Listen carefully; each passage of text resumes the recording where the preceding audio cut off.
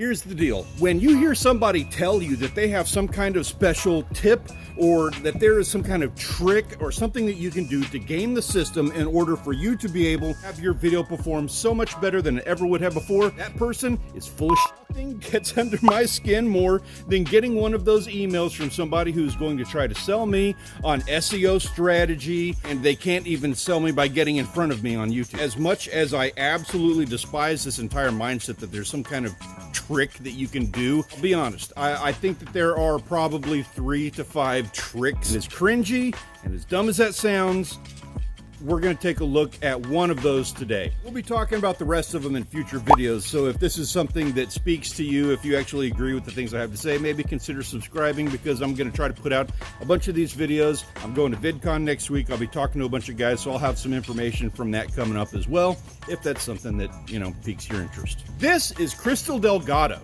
She has a YouTube channel called Top Music Attorney, and I got turned on to her stuff about 6 months ago, subscribed to her channel because I needed some information on copyright information for YouTube videos regarding music, and in particular, AI and the use of AI music in your YouTube videos. After subscribing to her channel, I got the information that I needed, and then she tended to lean more into stuff that I just wasn't really into. It wasn't the information that I needed. She wasn't presenting me with the stuff that I had subscribed for in the first place, and on top of all of that, I was being absolutely pelted with her multiple community posts per day. Kind of got tired of always seeing these posts crowding my feeds, so I unsubscribed from her channel about 6 months ago. Now, this is where things got a little interesting. See, this is one of her community posts from a week ago. And so is this, and so is this. There are a bunch of these. I unsubscribed from her channel 6 months ago, and I am still getting posts recommended to me from her channel.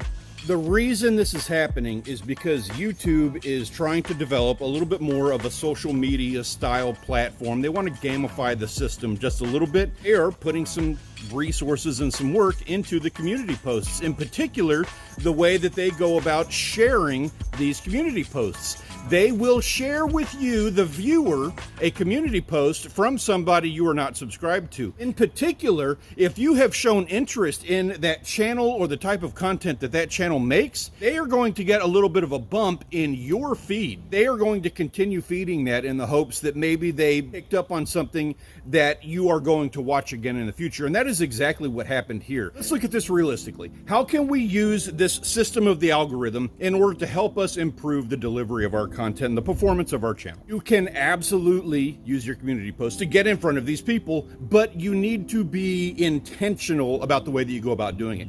Write really good posts. Come up with posts that you are going to get engagement on. These polls, and post pictures and show behind the scenes and do things that people are talking about, whether it be one of these weird little trends that everybody's always posting on social media, something that invokes some curiosity.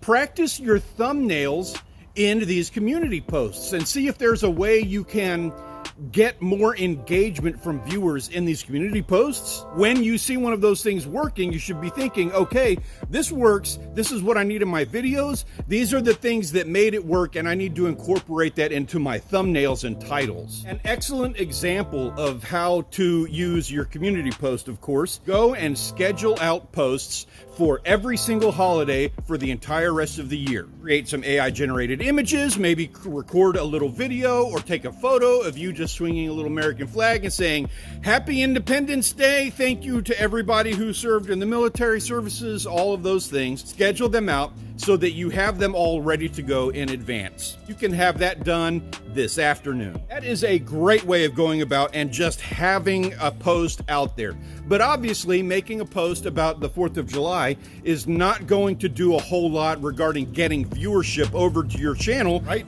Like, that just doesn't tie together. You're not selling anybody on anything. So the next level approach to using your community tab in order to grow your channel and get more performance in your videos is going to be to make posts that speak to people. An excellent example of this is a buddy of mine. He does Texas beach fishing videos. He uses his community tab every single day to provide the fishing and surf report, and he gives a very detailed report. It's one of the best fishing reports that you're going to find on the Texas Gulf Coast. Anybody who's interested in going to the beach is going to see that. They're going to see the level of detail, and they're going to want to subscribe, if for no other reason, so that they know what the weather conditions are going to be like when they want to go to the beach this coming weekend. If you're doing a gardening channel, you need to go right now, and you need to make one post scheduled out in advance for every single month of the year, talking about the best thing that you should be planting this month.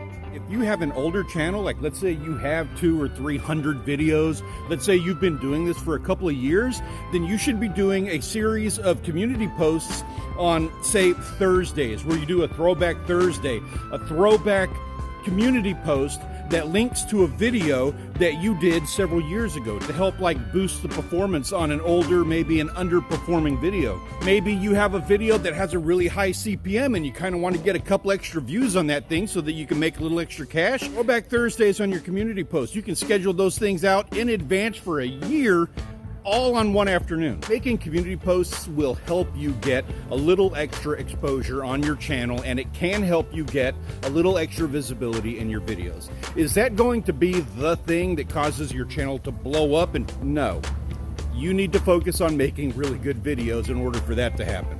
But this is definitely a thing that you can do that can make a difference in the amount of exposure you get with the current amount of impressions that are being fed to your channel. If you enjoyed this, if it helps you out a lot, please consider subscribing, because I've got a couple more of these topics that I want to talk about. Got a whole thing coming up. I'll be going to VidCon, talking to some people and recording some content and doing whatever I can to help out anybody who's interested in watching these videos. Thank you so much for being a part of that with me. I appreciate having you here, and I look forward to seeing you in the next video.